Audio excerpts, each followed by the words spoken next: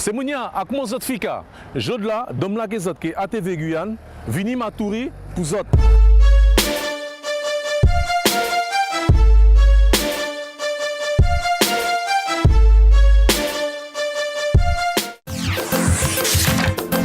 Franchement, moi, 1 kilo qu'elle est sans sida. Passez de l'autre côté, seulement pour vous. Je continue la visite pour vous. Macaque dans la tour, Bata voulait édifier. Salut, ben, chose promise, chose due, nous sommes arrivés donc chez Maïdo. Pour qui ça nous côté Maïdo là parce que on a voulu absolument qu'il nous raconte l'histoire de la construction de bateaux en Guyane. C'est quelque chose que je n'imaginais pas, mais qui existe depuis fort longtemps. Maïdo est un spécialiste. Donc allez voir Michel tout de suite pour qu'il puisse nous expliquer tout ça.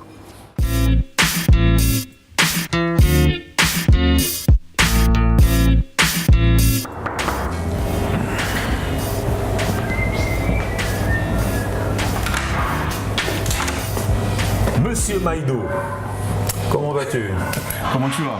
Bah, je vais très bien et toi? Bah là, on va pas faire comme si on se connaît pas, on va se faire la bise. Tu vas bien? Ça va, merci. C'est un plaisir de te voir. Ouais, écoute, assieds-toi. Je suis content d'être chez toi. Hein. Ben ouais. Depuis le temps.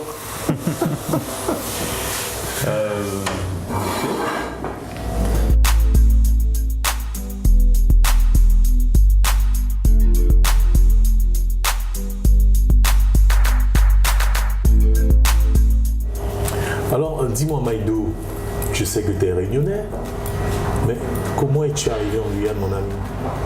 Simplement en suivant mes parents. Sérieux? Ben oui. Et jamais reparti? Non. T'avais quel âge quand t'es arrivé? J'avais 8 ans. 8 ans? Oh, mais tout ça une vie guyanais alors. On dit ça. On dit ça. Alors, Maïdo, la soudure, toi, c'est une longue histoire ou tu as découvert ça La soudure et moi, oui, c'est une très longue histoire. À partir du moment où j'ai commencé à souder depuis l'âge de 8-9 ans avec mon père. Ah ouais, d'accord. Et je ne me suis pas arrêté depuis. Ah, c'est lui qui t'a transmis la passion de la soudure pour faire les bateaux et d'autres objets. Exactement. Alors, tout le monde te connaît dans les bateaux. Bah, quand ça me connaît toi, hein, tu ne veux pas dire le contraire. Ah oui. À moins que tu aies des calons cachés, tu as des choses à nous cacher, mais d'homme là, il faut tout dévoiler. Hein. Oui, bon, ben, naturellement, je fabrique des bateaux, mais bon, on n'a pas que ça. Il n'y a pas que ça. Ouais. Non, là, actuellement, ici, dans la société dans laquelle tu es actuellement, c'est une société qui fabrique des bateaux, naturellement, mais qui fait aussi de l'ameublement fer forgé, qui fait tout type de réparation dans les soudures, avec des soudures spécialisées, avec ou sans radio. Est-ce que tu considères que ton métier, c'est ta passion aussi? Ça avant tout était une passion et qui est devenue mon métier, on va dire ça dans ce sens-là. Donc c'est pour ça que tu es épanoui comme ça en fait. Épanoui, ça c'est toi qui le dis. Mais, bon, mais je te vois toujours frais. Oui, il y a la clim derrière, donc forcément. Non, mais parce que j'adore mon travail et puis j'ai cette passion du manuel. Pour moi c'est très bien comme ça. D'accord. Alors Maïdo, on est là pour parler de ça. Oui. D'accord. C'est des bateaux. Oui. C'est quoi le plus gros bateau que tu as fabriqué? Le plus gros bateau que j'ai fabriqué, c'est un 18 m 60. 18 m 60. Ouais. Ah. C'est pas le plus gros qu'on va fabriquer, puisqu'on en a en commande des barges de 22 mètres par 9 m 60 de large qui pourra porter des pelles de 25 à 40 tonnes. D'accord. Ben, je sais pas, je te propose tout de suite d'aller voir l'atelier parce que je pense que les gens qui nous regardent, ils doivent être impatients de voir ce que tu es capable de faire à partir de morceaux de tôle. Voilà. Dans l'atelier, tu verras des bateaux, mais pas les marges parce qu'il n'y a pas la place. D'accord, ok, bon, on va voir ça tout de suite. D'accord, ça marche. Well, me and dark pair of shades, and you can't see my eyes unless my head is bent. You dig? Ça commence comment l'histoire d'un bateau? Est-ce que ça commence à partir de la feuille, je pense, d'alu que je vois là? Ou alors ça commence à partir d'un croquis déjà? Ben, on va dire qu'avant le croquis, il y a quand même l'image qu'on se met dans la tête du bateau. Parce qu'il faut le penser déjà avant de faire le croquis. Une fois qu'on a pensé au bateau, ben, on va commencer à faire une esquisse, comme n'importe quel dessin. Et à partir de cette esquisse-là, on va déjà concevoir, on va dire, les calculs qui va nous permettre de faire les découpes, les déformations et puis les assemblages du bateau. D'accord. C'est quoi les matériaux utilisés? J'ai dit aluminium, mais ça se trouve pas même aluminium. C'est de l'aluminium. C'est de l'aluminium. C'est de l'aluminium, mais on va dire avec une classification marine, ce qui permet quand même d'avoir des alliages qui résistent à la corrosion, au choc et à la déformation. Et la soudure, c'est quoi? C'est particulier comme soudure? C'est pareil, quelque chose de spécial ou... La soudure aluminium est assez spéciale. Comme on dit, c'est pas donné à tout le monde de la faire. Il faut des personnes qui ont des prédispositions en soudure. Et puis c'est assez spécial parce que ça nécessite quand même des postes à souder tels que celui-ci pour pouvoir souder l'aluminium. Ce sont des postes qui sont assez spécifiques et ça permet de faire des soudures de qualité qui fait qu'on n'a pas de problème de fuite d'eau et de cassure dans les soudures pour la suite. J'ai ouï dire, parce que quand je sais que j'allais te rencontrer, je me suis quand même un petit peu documenté, que normalement, que les soudures, chaque soudeur a une signature.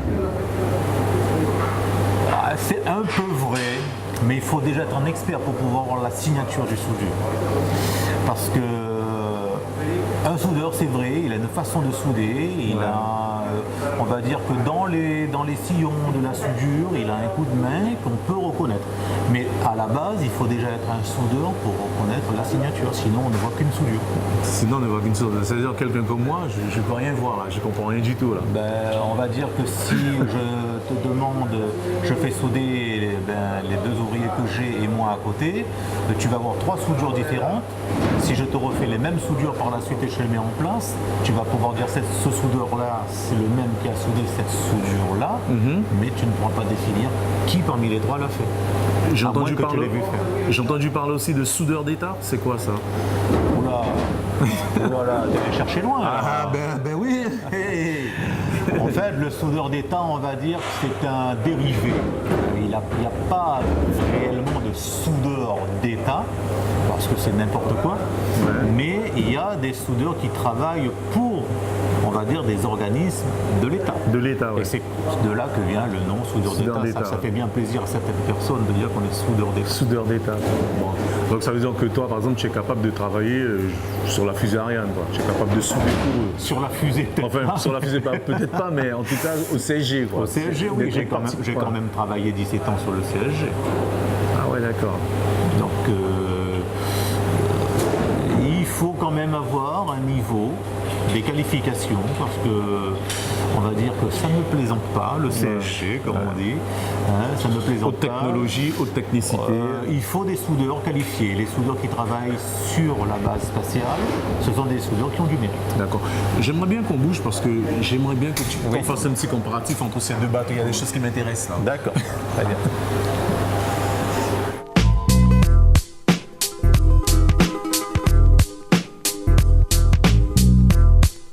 Alors Maïdo, c'est quoi la différence entre ces deux bateaux? Bon, c'est tout bête ce que je vais poser comme question. Je vois celui-là, il y a une espèce de couvert devant le nez, on dit la proue je crois. Je suppose. Et puis de l'autre côté, il n'y a pas ça. C'est des fantaisies, ça sert à quoi? Alors, ce sont des fantaisies qui ont quand même une utilité. À savoir que là, sur celui-ci, on est sur un bateau de catégorie C, donc une catégorie mer, qui peut faire la mer. Donc on a les bords légèrement plus hauts, on a la quille qui est différente parce qu'elle remonte un peu plus. Et pour couper les vagues, pour couper les vagues et surtout les chasser sur les côtés et puis aussi garder quand même une stabilité sur l'eau. Et puis on a ce qu'on appelle ici, moi personnellement dans mon jargon, une casquette qui permet en cas où il y a une vague qui tape dessus que ça ne remplisse pas le bateau immédiatement et ça va laisser aussi au sec la baille à mouillage qui va venir ici pour garder les objets au fond. Ah ouais, d'accord. Voilà. Je voyais pas ça comme ça, moi je pense que c'est une vulgue. Ça sert aussi de décoration. Ouais. Voilà. Et puis l'inclinaison qui est ici sert aussi parce qu'on aura une barrière aussi qui va venir monter sur le côté dans ce sens-là pour pouvoir avoir un garde-corps. Et des bateaux comme ceux-là, tu mets combien de temps pour les construire? Alors un bateau de ce type-là, on va dire du 6 mètres au 8 mètres, il faut compter à peu près entre 25 et 28 jours pour un bateau. 25 et 28 jours en bateau. Ouais. C'est mieux parce que ça évite d'importer. Tout dépend du goût et du besoin de la personne.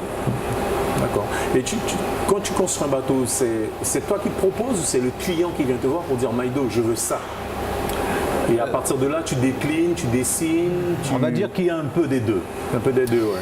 Parce qu'à la base, il faut pouvoir proposer quelque chose au client. Donc il faut déjà avoir une gamme de produits. Notre gamme de produits, c'est 17 modèles de bateaux.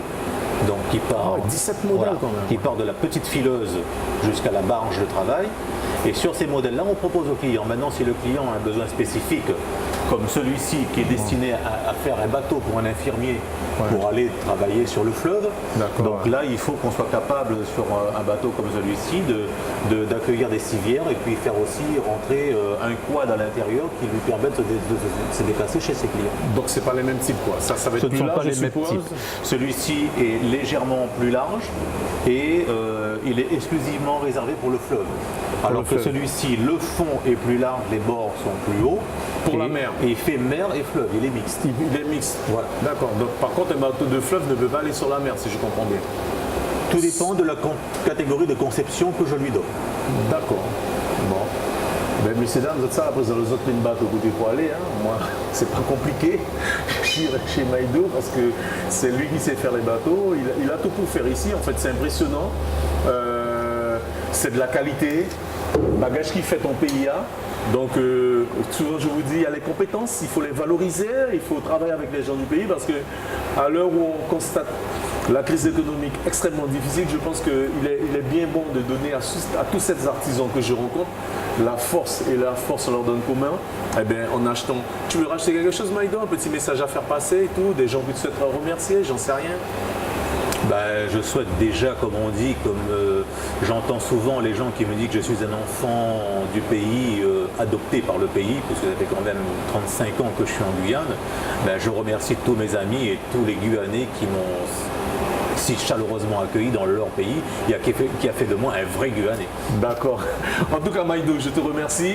Sous ce, je vous dis à bientôt pour un autre Dom la Cuisine. Ciao.